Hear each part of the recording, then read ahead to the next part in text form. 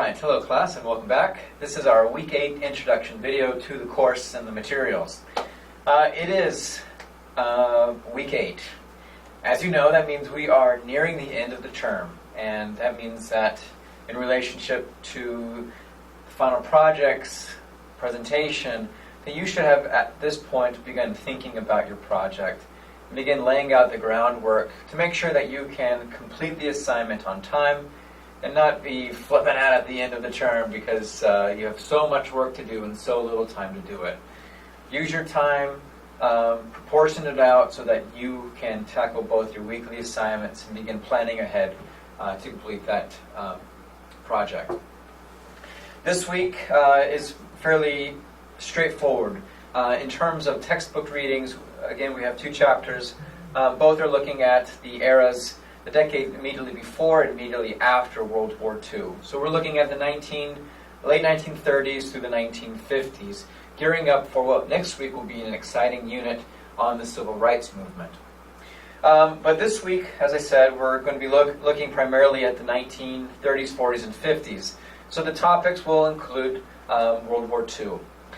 As an addendum to this week's textbook readings and Learn Smart assignments, I've also put together three sources that look at a specific topic that I believe is extremely important, that plays a central role in determining many of the class issues that plague the African American community today, and that have gone largely underreported and remain largely unknown to the majority of the American population.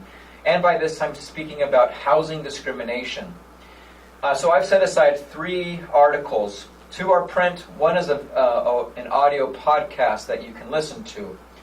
I would like you to spend some time with them. The very first article is by Ta-Nehisi Coates, again, one of my favorite writers at this time.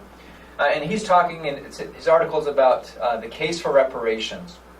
And in this article, he explains, he provides a history of an individual who was a victim of housing discrimination. And he uses this man's history to introduce us to topics such as redlining, about the federal government's housing discrimination policies that originated in the 1930s and would continue for 30 years.